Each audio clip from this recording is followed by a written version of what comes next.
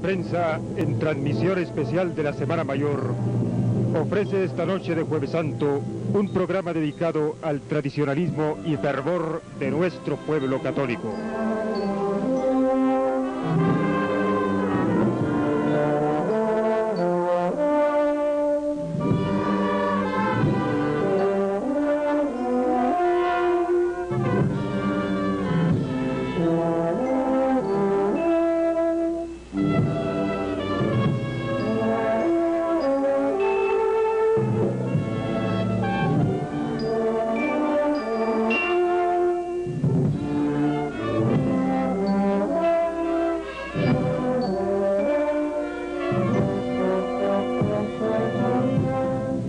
Las características tan singulares de la Semana Santa guatemalteca son el resultado de una conjugación de factores autóctonos e influencias de origen hispánico.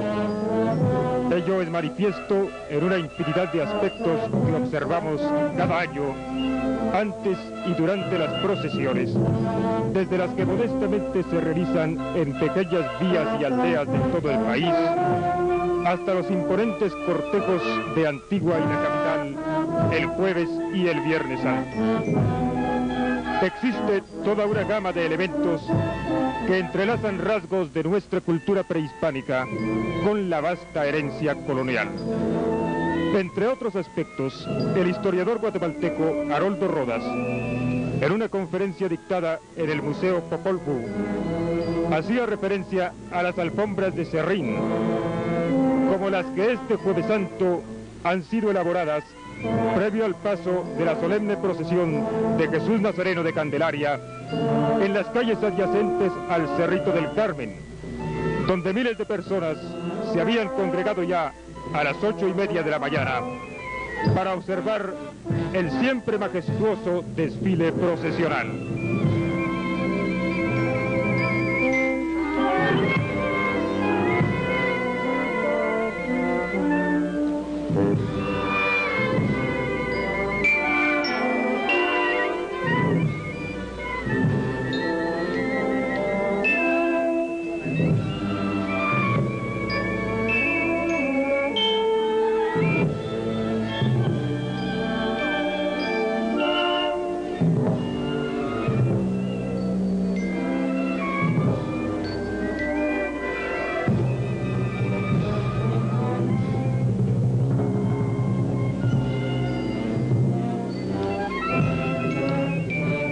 Las alfombras que se hacen en el área de las Canarias son otro de los detalles que España trajo acá a Guatemala en el siglo XVI. Las alfombras de las Canarias tienen una particularidad. Estas alfombras, que se practican mucho hacia el siglo XVI, estas alfombras son unas alfombras pequeñas que se hacen también para la celebración del Corpus y la celebración de la Cuaresma en las Islas Canarias. Son alfombras hechas directamente de arena, arenas de colores y en algunos casos arenas teñidas. Este tipo de alfombras fueron las prácticas directamente que fueron traídas acá a Guatemala. Además de estos aspectos, encontramos que España nos trajo en alguna medida la práctica del uso de los tapices, que ellos habían heredado de los árabes y que durante más de 7 siglos ellos mantuvieron la práctica de tender grandes tapices o alfombras en el suelo. Resulta que al momento en que en el siglo XVI se inicia mucho en España la práctica de procesiones, allí también se va a iniciar el uso del tapiz directamente aplicándolo a sacarlo al frente de las casas. En el siglo XVI la costumbre era que cada familia que contaba con el mejor tapiz, del mejor artista de ese momento, lo sacaba a los ventanales, a los balcones y lo tendía, tratando de brindar con eso un tributo al Corpus o tratando de brindar un tributo a la procesión que en ese momento desfilaba por las calles.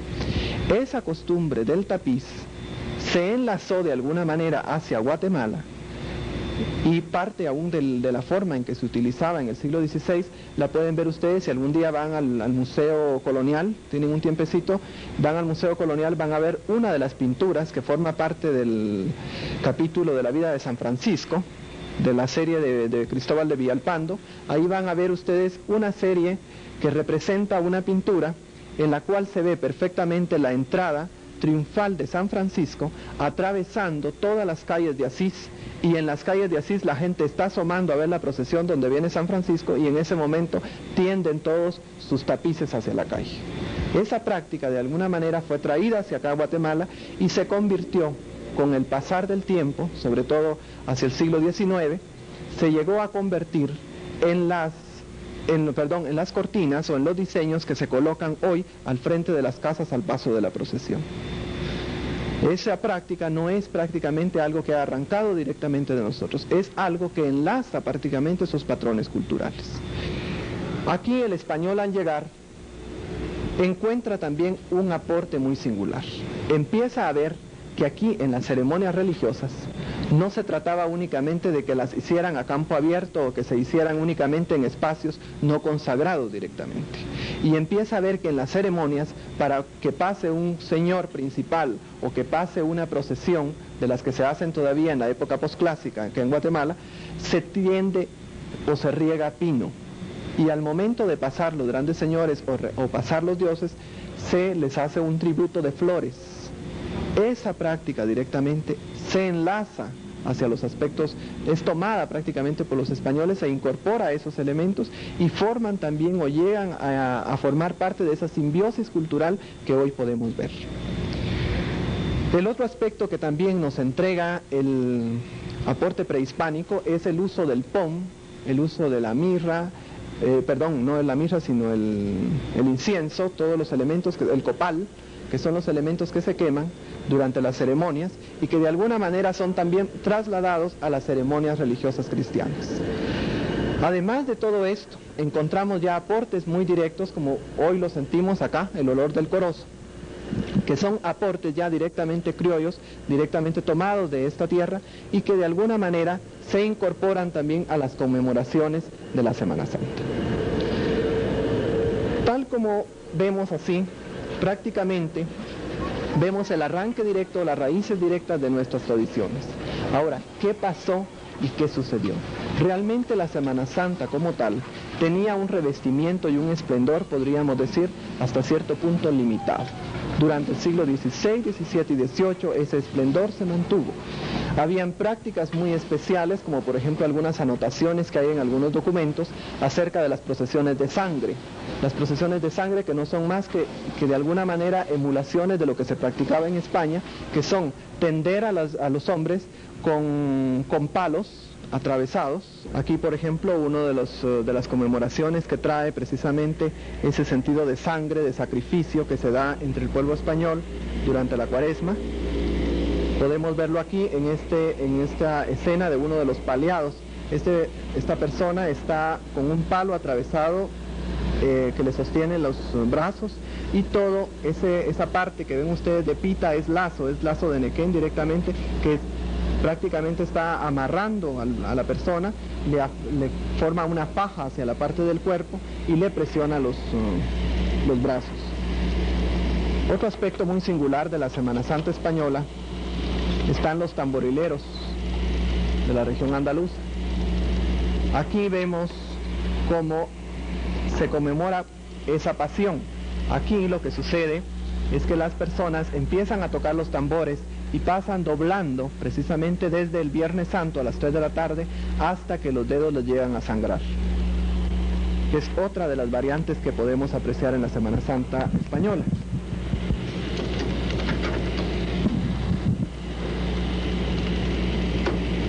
Otro de los detalles de la Semana Santa española podemos apreciarlo en esta vista que nos presenta parte de las procesiones que se hacen emulando todavía esos autos de fe en el cual las representaciones de la pasión son en vivo.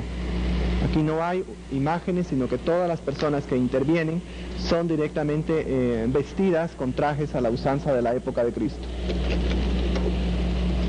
También en España participan los niños, y aquí tenemos un detalle muy singular de esa Semana Santa, de ese esplendor de la Semana Santa española. Aquí tenemos unos niños, aquí las pueden ver ustedes, a las niñas vestidas con sus características mantillas, con las peinetas, que de alguna manera son los elementos que vinieron aquí en el siglo XVI y que aún en algunas procesiones de Guatemala podemos observarlos. Tal vez en la procesión de Santo Domingo es quizás la única que mantiene este sentido de utilizar la mantilla, en el caso de las mujeres, y las peinetas. Los trajes también en España son muy variados, al igual que son los cucuruchos acá. Aquí podemos ver uno de los trajes de una de las personas que participa en la procesión. Ustedes pueden ver la riqueza, por ejemplo, de esos trajes, que lleva prácticamente piezas hasta de platería.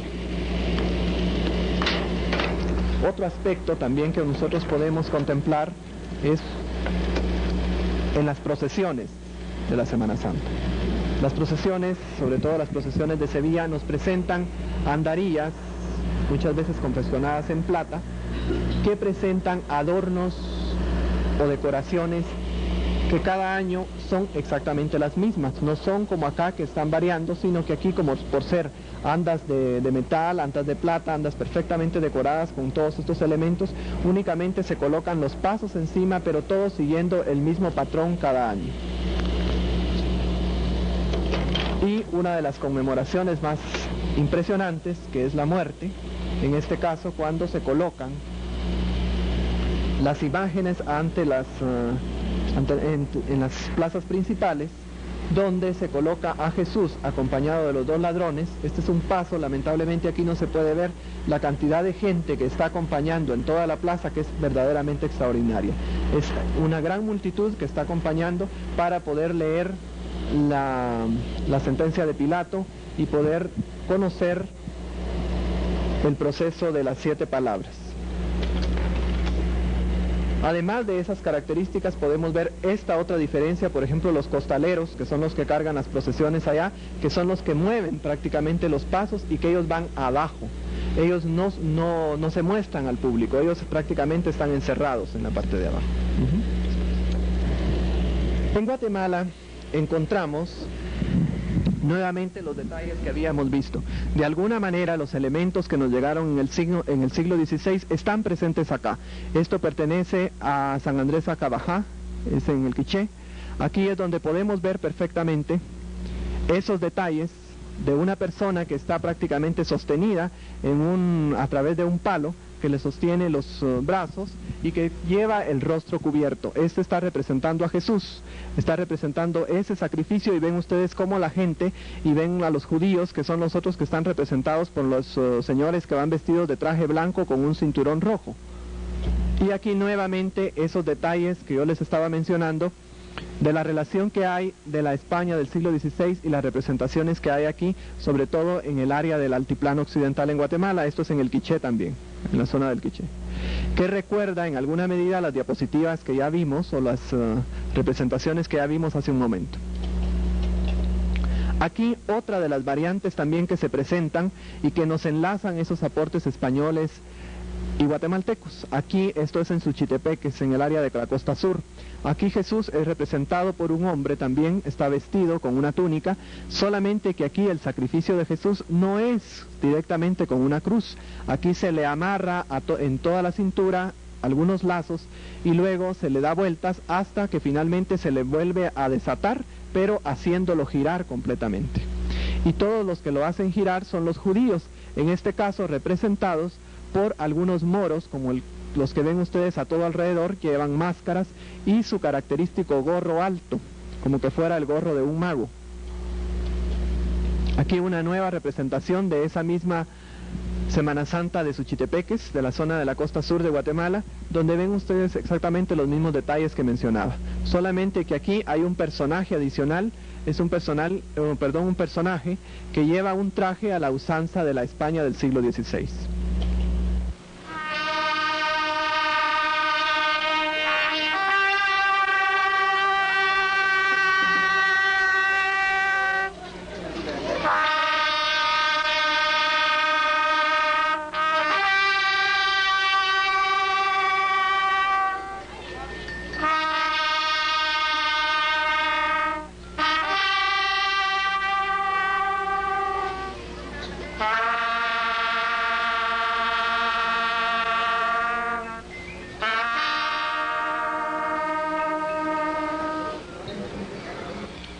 la gran riqueza cultural y religiosa que encierran las procesiones de la Semana Santa en Guatemala, principalmente las de la muy noble y muy leal ciudad de Santiago de los Caballeros, sigue siendo descrita por el historiador guatemalteco Haroldo Rodas en esta conferencia que Teleprensa reproduce como parte de esta emisión especial. Aquí las alfombras nuevamente, que son los detalles característicos de la antigua Guatemala, que nos entregan una riqueza de diseños, una riqueza de color. Trabajan extraordinariamente bien el aserrín. Aquí nuevamente ese detalle de las alfombras antigüeñas. Pueden ver ustedes cómo prácticamente se forman tapices completos que mezclan dos aportes. El aporte cultural criollo, que estaría representado por el material directamente, o sea la madera, el aserrín. El aporte español, que vendría a ser el diseño. Realmente los diseños que vemos en las alfombras antigüeñas son en su totalidad, casi completamente, diseños que fueron tomados de los elementos españoles. Aquí vemos, por ejemplo, ya una alfombra que empieza a romper con ese sentido tradicional del diseño que enlaza el aporte español. Aquí, por ejemplo, el diseño tiende a ser únicamente grecas, y la parte del centro ven ustedes cómo ya va creando representaciones de orden ya puramente religioso. Ya no son únicamente elementos tomados de la decoración de la arquitectura, sino ya representa cruces, algunos peces, algunos otros elementos que identifican a Cristo. Aquí, por ejemplo, vemos una alfombra típica de Guatemala, típica de la ciudad de Guatemala. ¿Qué es lo que la tipifica? El uso, por ejemplo, de los diseños, el uso de flores, el uso de pino, es lo que más ha proliferado en estos últimos años en la ciudad de Guatemala, más que el aserrín. Lleva menos proceso de elaboración. Aquí es la gran alfombra, la kilométrica alfombra que se hace alrededor del Cerro del Carmen, que es tal vez la única en su género. Ninguna tiene esta extensión, y se hace para el paso de la procesión de Jesús de Candelaria el Jueves Santo. Aquí pueden ver ustedes perfectamente cómo la decoración es relativamente escasa en comparación con las alfombras de la antigua Guatemala. Las de la antigua Guatemala, como pudimos ver hace un momento, eran alfombras más elaboradas, con más detalles decorativos. Aquí en Guatemala, los detalles decorativos son relativamente mínimos, solo las orillas, los bordes, y en el centro apenas se lleva un tipo de decoración que permite darle cierta riqueza, pero que no llega, hasta el colorido tan extraordinario que hemos visto en Antigua. Estos son otros de los detalles de las alfombras de Guatemala, de la ciudad de Guatemala. Aquí podemos ver perfectamente cómo se va incorporando también, va conjugando los elementos. Esta alfombra, por ejemplo, es definitivamente hecha por alguien que maneja muy bien aspectos artísticos. Ustedes pueden ver la calidad del trazo. No es un trazo muy simple, es un trazo bastante complicado. Lleva diseños que prácticamente tuvieron que haber sido ejecutados por alguien que conoce perfectamente la línea. Aquí una alfombra un poco más sencilla hasta cierto punto, pero con un detalle muy singular, detalle que no se acostumbra en la antigua Guatemala, es el detalle de las lecturas en las alfombras. En la antigua Guatemala se utiliza más solo la decoración simple, el diseño, porque la gente suele decir Jesús no va a leer los mensajes. Aquí en Guatemala una de las características es colocarle mucho los mensajes en la alfombra.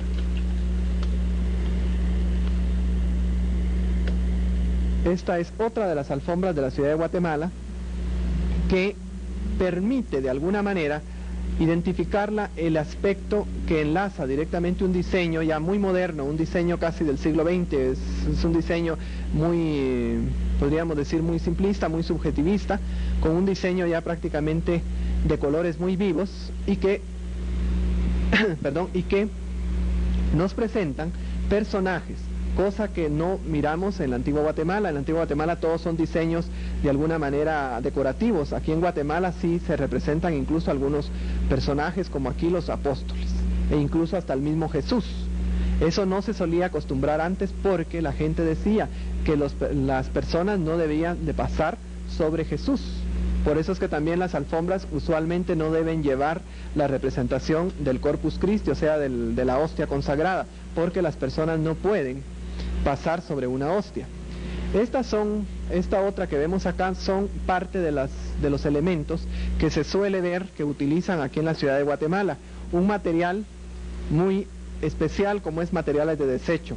En este caso son materiales que han sido recogidos de alguna fábrica, son de papel, y con eso se hace una alfombra. Aquí los diseños pues son muy elaborados hasta cierto punto, porque el trabajo de papel implica el tener que estar colocando mucha agua y mojándolo constantemente para que no se vuele. Además, este tipo de papel es muy ligero, es un tipo de papel como platinado, y que prácticamente al menor aire posible se vuela.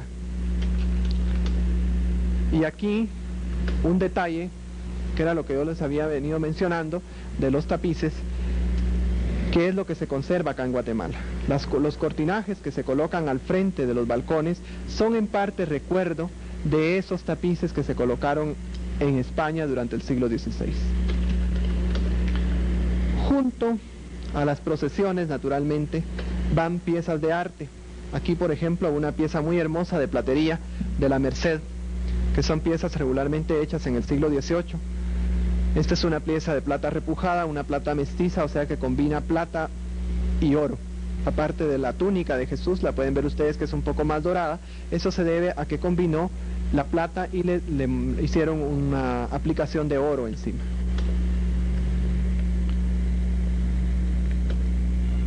Aquí ya directamente las procesiones, la representación de lo que es una procesión en Guatemala, con los trajes de los romanos, sobre todo en esta procesión que es la procesión de San José, que es una de las más imponentes, las más majestuosas, y que llevan la representación de alguna manera de lo que vimos hace un momento en España, o sea, de alguna manera nos recuerda todo eso.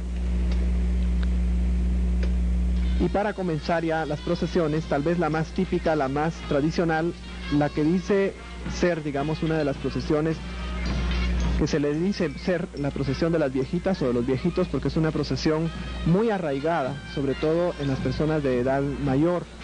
Ellos asisten, si ustedes van a las 6 de la mañana, a las 5 de la mañana, la iglesia de Capuchinas, de San Miguel de Capuchinas, está llena de personas ya adultas, bastante maduras, porque ellos van a rendirle precisamente tributo a la imagen de Jesús de las Palmas, que es la única imagen que sale durante toda la Semana Santa, que va colocada sobre el asno, sobre el pollino. Esta procesión tiene una particularidad. Esta sale solamente, bueno, es la única en su género, sale el Domingo de Palmas, y es la única que mantiene, hasta donde es posible, el patrón típicamente tradicional de los adornos de la Semana Santa. Aquí lo que se destaca es la imagen. Aquí lo pueden ver perfectamente como el trigo, que en alguna medida está simbolizando la Eucaristía, no destaca más que Jesús. Todo está alrededor de la imagen. En ningún momento en Capuchinas ustedes van a ver un adorno que trate de opacar a la imagen. Aquí se trata de destacar mucho a la imagen. No resulta lo mismo que, por ejemplo, en estos complejos adornos que nos presenta la iglesia de la Recolección, donde vemos que la imagen prácticamente pasa casi a segundo plano. Aquí lo más importante es el adorno, es todo lo que rodea a Jesús, y no Jesús en su sentido de imagen. Ahí lo pueden ver perfectamente. Lo mismo pasa, por ejemplo, en este otro adorno. Yo creo que es el mismo. Aquí lo pueden ver ustedes al nivel en que uno está colocado viendo una procesión. Es muy difícil ver la imagen de frente y verla por atrás. Por atrás es imposible porque lleva una gran piedra que es una simbolización del sepulcro. Y por adelante tampoco se puede ver porque va a una iglesia. Esos son ya, digamos, los problemas que se están creando y el rompimiento del patrón tradicional del adorno en Guatemala. No así, por ejemplo, acá, que ustedes pueden ver a Jesús de la Merced, donde está representado o está colocado en un anda, donde prácticamente se le ha dado un lugar preferencial a la imagen, que es alrededor de la cual va todo el adorno, tal como lo pueden ver aquí, porque muchas veces se cae en el error que vimos hace un momentito. Aquí Jesús de Santa Teresa, que es uno de los Jesuses más tradicionales de Guatemala, que es llamado Jesús del Rescate, donde lo vemos también con un adorno pues bastante sencillo, bastante típico, digamos, hasta cierto punto dentro del patrón tradicional. Aquí un adorno bastante sencillo, bastante fácil de entender. Hay que tener claro que los adornos de procesiones son prácticamente podríamos decir unos mensajes espirituales materializados que tienen que ir mostrándose a toda la gente, y muchas veces ese aspecto se olvida, se hace a un lado y se hacen adornos muy complejos, y muchas veces la gente, el pueblo directamente, que es el que tiene que entender todos los mensajes, no los comprende porque es algo tan complejo, tan como que fuera un rompecabezas, que rompen su verdadero sentido para el cual fueron creadas las procesiones, que es llevar un mensaje directamente del sentido de la pasión. Aquí un adorno que, aunque bastante simple, tapó, si ustedes se dan cuenta, tapó a la imagen. Aunque hasta cierto punto cumple su función, es muy sencillo, es fácil de leer, no necesita ningún letrero, porque eso lamentablemente es otro de los grandes problemas que se está dando en los últimos años. Todas las procesiones, si ustedes van en esta Semana Santa, van a ver que llevan grandes letreros. En lenguaje popular sería albalda sobre aparejo, porque resulta que el letrero no tiene por qué ir, porque el adorno tiene que hablar por sí solo. Aquí, por ejemplo, este adorno de la Virgen de Dolores de Santo Domingo es muy elocuente. ¿Qué es? Es una rosa mística que va colocada dentro de todas las rosas, y además con un doble mensaje, con un doble símbolo. Ella salió entre rosas rojas en un año en que en Guatemala se hacían protestas con claveles rojos. El mismo año en que la Virgen de la Recolección salió también con floreros de claveles rojos. De alguna manera están enlazando ese sentido de simbolismo que tiene el color rojo en ese momento.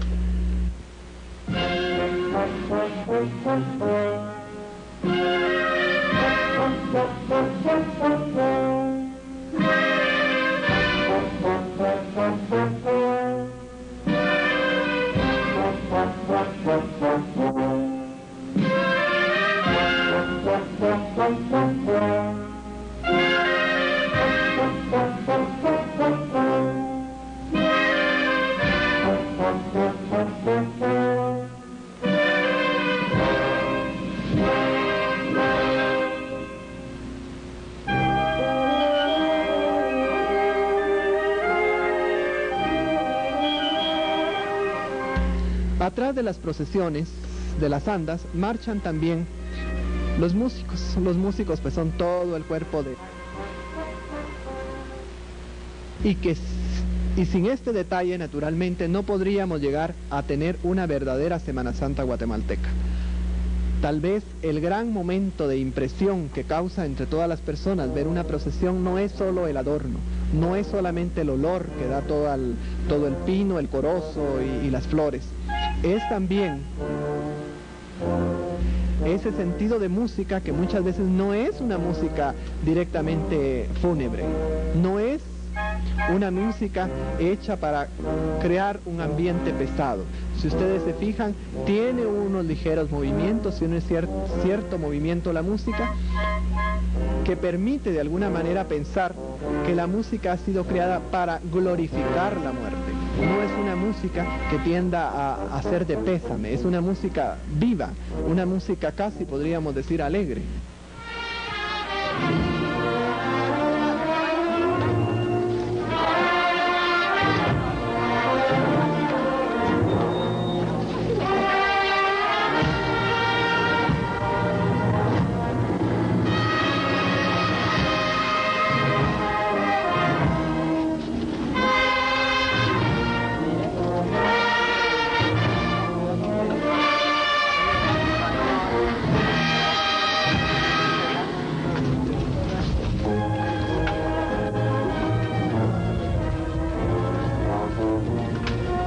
Realmente el sentido de la muerte de Jesús durante el siglo XIX y buena parte del siglo XX, entrado el siglo XX, ese aspecto de la Semana Santa, de morir en la muerte de Jesús, se da prácticamente a partir más o menos de la década del 40 para acá, o sea, es de este siglo.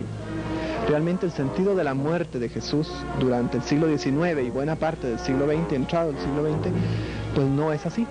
es completamente diferente. Durante esa época sí se manifiesta una conmemoración de la resurrección, sobre todo en el siglo XIX. Incluso vemos, por ejemplo, los altibajos que se van dando en conmemoraciones religiosas. En el siglo XIX, ¿qué era lo más significativo para el hombre del siglo XIX en Guatemala? Conmemorar la Inmaculada Concepción de María y la resurrección de Jesús, porque había gozo, había digamos, una vida directamente de la gente en su sentido espiritual. Aquí actualmente hay una presión y todo cambió a partir del 40. Incluso en el 40 es cuando vemos surgir, por ejemplo, las conmemoraciones fastuosas de la Semana Santa. A partir del 40 es cuando vemos que las andas se transforman de 8 a 100 brazos. Pero eso sucede digamos, de 40 años para acá. Eso no lo vemos, digamos, del 40 para atrás no vemos eso. Del 40 para atrás vemos otro tipo de aspecto. El otro día estábamos platicando que de alguna medida eso va ligado también, en cierta forma, a la muerte del carnaval en Guatemala. El carnaval en el siglo XIX, que era conocido como las mascaradas, muere en gran parte a principios de siglo y empieza todavía a recuperarse un poco después del terremoto del 17 y sin embargo en la década del 40 llega una picada tal que lo termina casi exterminando. Casi el carnaval podríamos decir que aquí en Guatemala no se conoce.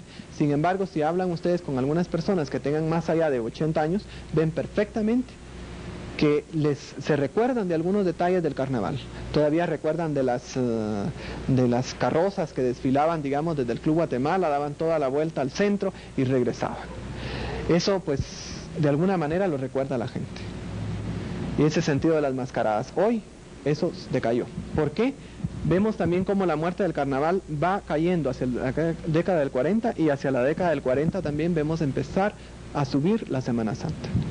Naturalmente, ¿hasta qué momento vamos a ver la Semana Santa con este esplendor que la estamos viendo hoy? No lo sabemos. Podríamos atribuir o otra vez decir, tal vez una conjetura, digamos, que podríamos hacer, es decir, que la Semana Santa va a empezar un declive cuando la gente encuentre un proceso donde encaminar sus propios aspectos, digamos, de sentimientos, de fuerza, digamos, que sienten por la muerte, el temor, la violencia que se da en este momento. Pudiera ser que también la misma Semana Santa tome otro giro y simplemente se transforme en su sentido de simbolismo, o sea, deje de ser, por así decirlo, la representación de una muerte y pase a ser una representación de gloria de la resurrección. O sea, pudiera ser que en algún momento los mismos procesos, digamos, de renovación carismática que se dan dentro de la iglesia, algunos procesos de movimientos nuevos, pudieran impulsar un poco la conmemoración de la resurrección. Pero mientras que, digamos, el pueblo no diga amén a todo esto, es muy difícil predecir. Realmente, según el patrón oficial de la iglesia, el día más importante de la conmemoración de la pasión es la resurrección. O sea, es el canto de gloria, porque es cuando Jesús triunfa sobre la muerte y la gente se queda solamente a conmemorar la muerte, no espera la resurrección. Y aunque haya feriado desde el jueves y viernes lo guardan, pero lo guardan porque va a morir. Pero ya el sábado y el domingo no lo guardan, aunque vaya a resucitar. Es que también se dice sábado de gloria. Muchas personas creen que el sábado ya estuvo todo. Ya se acabó todo, pero ya es gloria, ya, o sea, ya resucitó y hay que esperar, o sea, ninguno va directamente a las ceremonias de gloria. Ustedes pueden ver incluso cómo la misma iglesia ha cambiado, porque el canto de gloria se hace hasta las 12 de la noche del día sábado. Tal vez la única iglesia que lo hace es la Candelaria, pero de ahí las demás lo cantan a las 8 de la noche, a las 7 de la noche ya están cantando gloria. Entonces eso también desvirtúa un poco la concepción.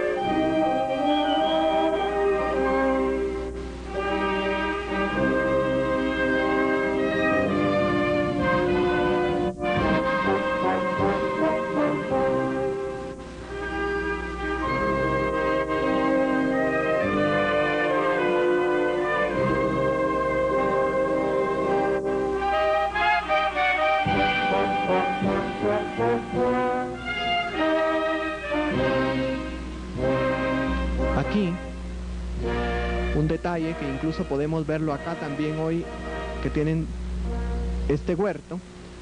Aquí un huerto, por ejemplo, este creo que corresponde a la antigua Guatemala. Este es un huerto donde vemos precisamente los elementos que de alguna manera se incorporan ahí. Las flores, las frutas, la alfombra y las velas. Aquí ustedes tienen también en el museo un huerto tal como los conocemos hoy. Lamentablemente ya no se utiliza, digamos, el tipo de huerto que se utilizaba hasta principios de siglo en Guatemala. Aparentemente se dejó de usar hacia 1917-18. Un huerto que se practicaba, sobre todo en la iglesia de la Merced de aquí de Guatemala, donde encontrábamos todos esos aportes.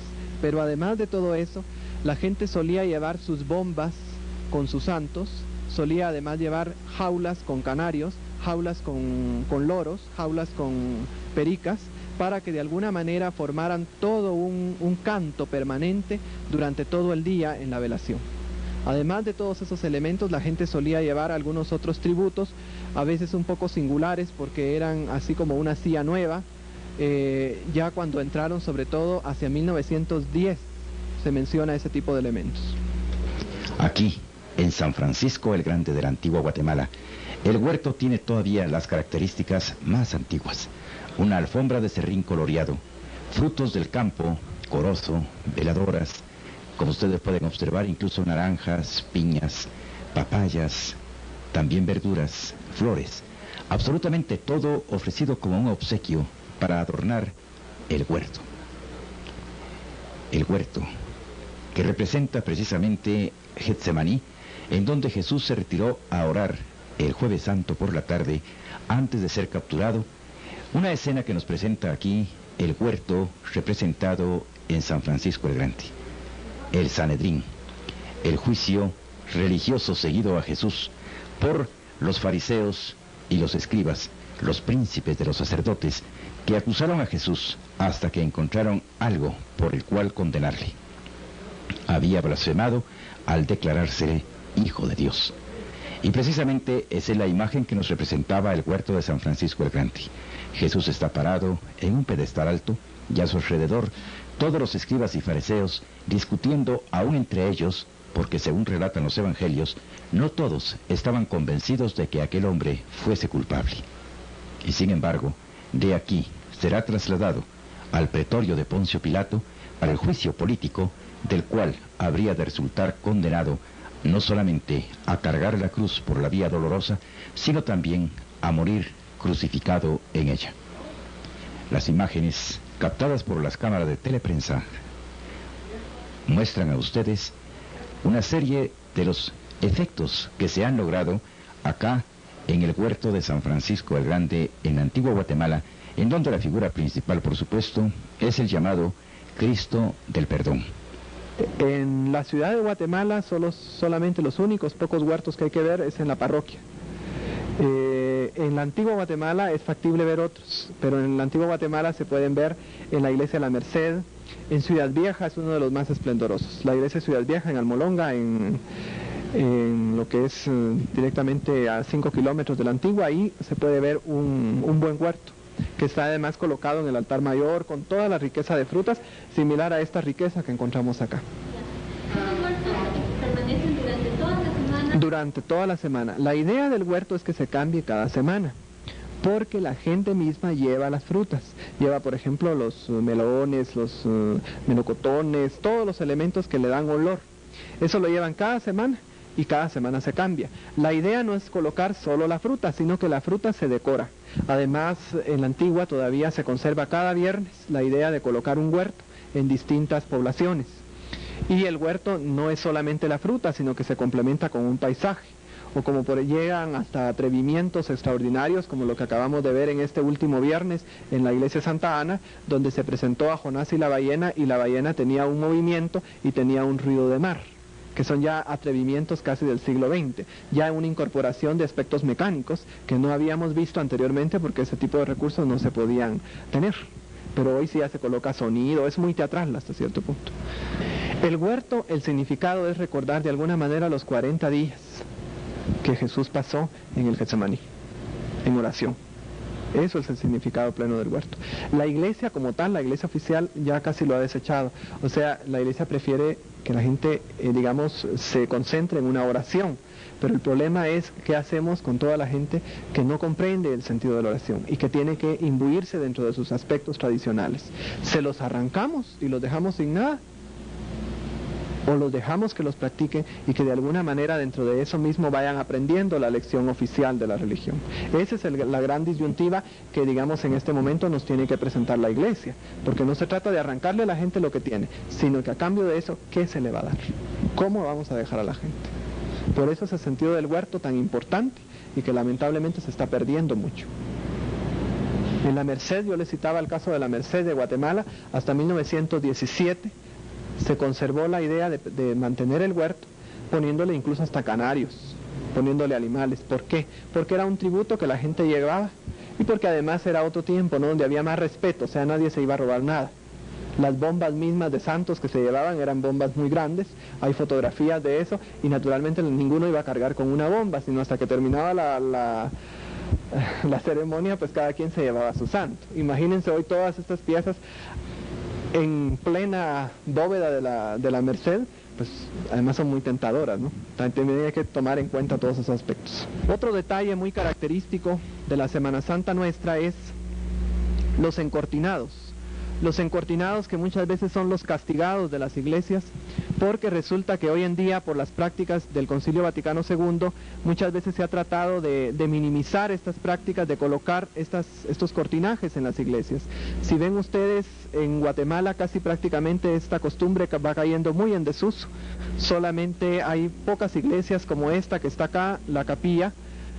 También en San Francisco aparece también un poco en la misma catedral, de vez en cuando lo suelen colocar. Sin embargo, hay algunas como la iglesia del Carmen que ya prácticamente lo anuló.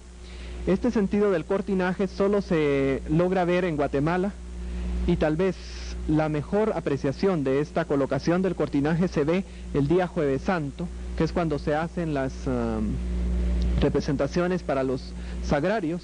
Aquí tenemos una representación del sagrario, que es uno de los sagrarios más hermosos, el de la capilla, donde vemos la utilización precisamente del cortinaje.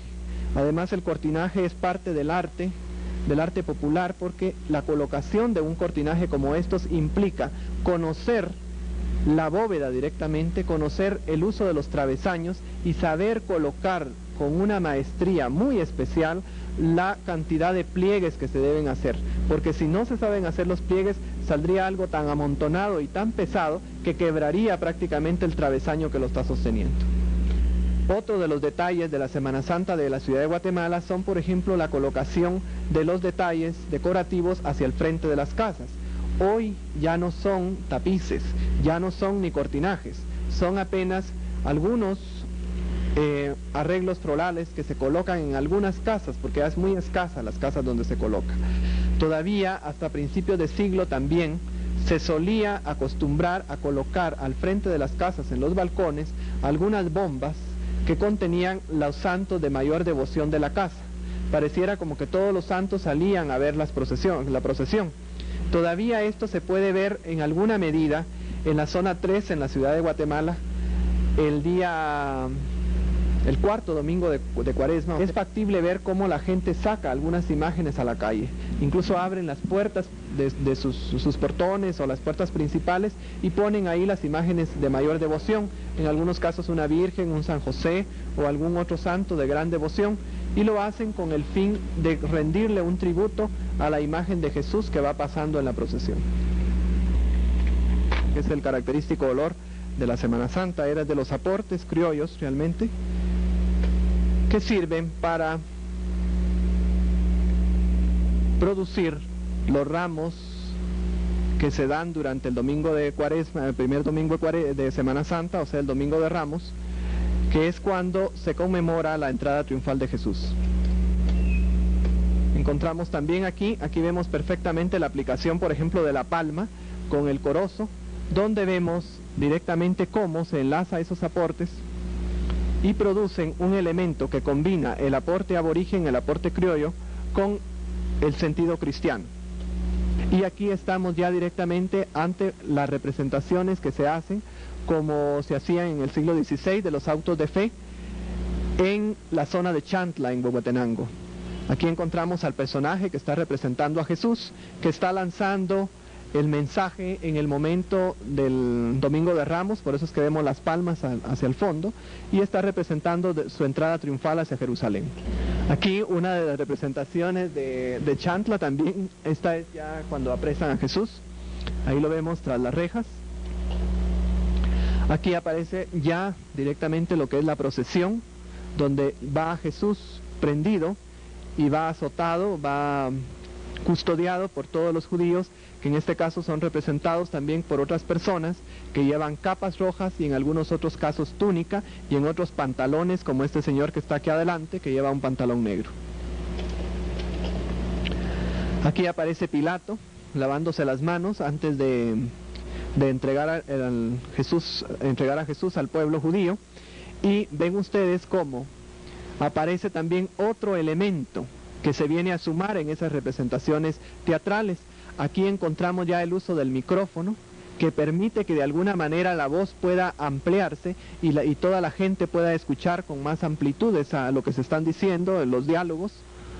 Y por otro lado aparece otro detalle muy singular: los elementos de plástico. La palangana ya no es una palangana que supuestamente pudo haber sido de plata o pudo haber sido algún elemento de barro, y la tinaja no es tampoco una tinaja o un jarro de cerámica, sino es ya directamente un elemento plástico. Aquí una representación, una toma de lo que es la representación de Jesús. Aquí pueden ver ustedes cómo la persona que ha tenido que representar a Jesús se le coloca incluso una corona de espinas naturales, que de alguna manera pues sí lastima un poco. Sin embargo, se protege a través de una peluca, que es el pelo que ven ustedes ahí, y además este personaje ha tenido que pasar por algún tiempo antes de esta representación dejándose crecer el pelo un poco, y además los días anteriores, por lo menos desde que se inicia la cuaresma, ha tenido que pasar en algunas etapas de retiro, sobre todo los viernes ha tenido que hacer retiros directamente, y en algunos casos también lleva ayuno directamente, cuando menos 1 o 2 días antes de esta representación. Aquí viene una representación de lo que es la caída, o sea, de alguna manera se hace toda la representación, las caídas, la coronación de espinas, toda la pasión de Cristo, hasta el momento de llegar a ser colocado en la cruz. Aquí lo vemos cuando lo están clavando. Fíjense cómo, para tratar de hacer más elocuente ese sacrificio, se le ha pintado hacia la parte del costado, hacia la parte del rostro, se le pinta con pintura roja todos los detalles de expulsión de sangre. La herida, sobre todo del costado, está muy bien representada ahí. Aquí vemos finalmente la crucifixión que se hace en la plaza de Chantla, y que recuerda ese momento en que Jesús expira. Aquí, en la capital, el sacrificio se hace de otra manera. Por ejemplo, los cucuruchos que el Jueves Santo. Todos los Jueves Santos del año caminan las 14 horas que la procesión de Cristo Rey, del Nazareno de la iglesia de Candelaria, permanece en un recorrido procesional que se inicia a las 8 de la mañana para terminar a las 10 de la noche. Ha sido un largo recorrido que se inicia precisamente cuando en la puerta del templo se escuchan las notas de la granadera, de autor anónimo, pero que durante la Cuaresma y la Semana Santa es quizá la marcha que más se escucha y la que la gente desea oír con mayor devoción, porque significa que una procesión más está en camino. El Nazareno de la Candelaria, llamado Cristo Rey, se supone que fue esculpido en 1539 por Juan de Aguirre, pero al mismo tiempo se afirma que fue bendecido por Fray Ángelo María, arzobispo de Mira, que coronó pontificalmente a la Virgen de la Merced el 1 de mayo de 1628, por lo que sería esta la fecha más propicia para que haya sido burilado. Se atribuye también a Mateo de Zúñiga, es decir, en torno a Jesús de Candelaria hay un misterio sobre su autor. La procesión se inicia, según algunos datos históricos religiosos, antes de 1677. Aquí en la capital se habría reiniciado en 1820, pero no hay ningún dato que lo confirme. El día, no se sabe cuál sería, pues la procesión del Jueves Santo era la de la parroquia de la Santa Cruz del Milagro, que se traslada al Lunes Santo en 1920. Cristo Rey se diferencia de otros nazarenos por llevar la vista al frente y para abajo, como usted puede apreciarlo en esta toma especial. Trasladado a la Nueva Guatemala de la Asunción en mayo de 1784, fue consagrado el 3 de febrero de 1917 por el arzobispo Fray Julián Ribeiro y Jacinto, que como el arzobispo que lo bendijo, Fray Ángelo María, allá en el año de 1628, era dominico, es decir, de la misma orden a la que pertenecieron la mayor parte de los párrocos de la Candelaria, que siempre estuvo a cargo de los predicadores en la antigua Guatemala, y que era una parroquia dedicada exclusivamente a los indígenas y sufragánea de la parroquia de San Sebastián, que era la parroquia de españoles. Este año de 1990, la procesión de Jesús Nazareno de la Candelaria, el Cristo Rey, sacó un significado que lo une íntimamente con la convocatoria al sínodo arquidiocesano, el primer sínodo arquidiocesano, que ha sido convocado por el arzobispo de la arquidiócesis, Monseñor Próspero Penedos del Barrio. El tema o lema de esta procesión el día de hoy fue: se lo entregó para que lo crucificara.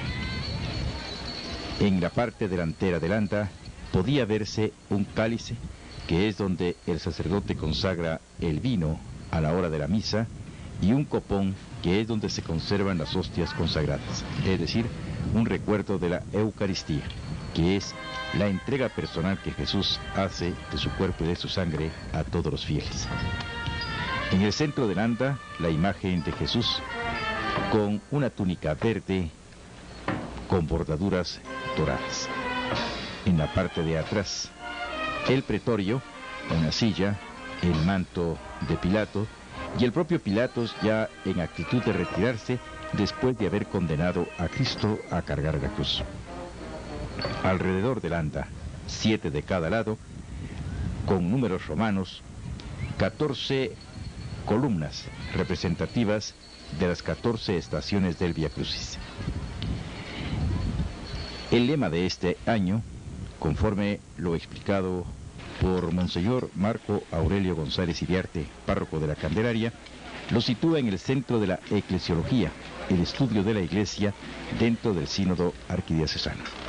Y para completar el adorno del anda, se podían ver varias palomas con pétalos de flor roja entre sus alas, símbolo de la redención, o mejor dicho, símbolo de los redimidos.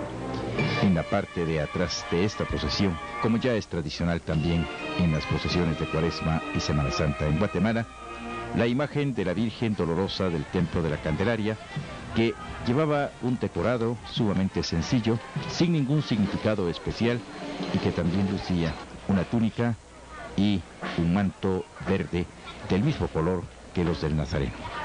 Esta es entonces la procesión del Jueves Santo, la procesión más suntuosa, puesto que tanto la imagen como el propio uniforme que utilizan los cucuruchos es único en el mundo, conforme se ha podido comprobar. Y con ustedes estas tomas y este sonido característico de la Semana Santa en Jueves Santo.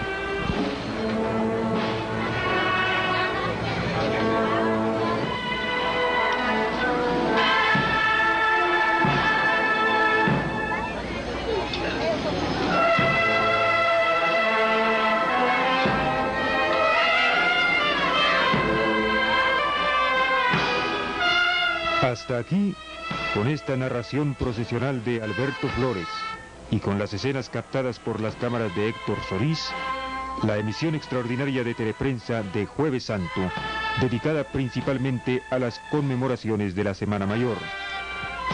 Este Viernes Santo, 13 de abril, a las 10 de la noche, tendremos también un programa especial, como de costumbre, a través de la frecuencia de Canal 11.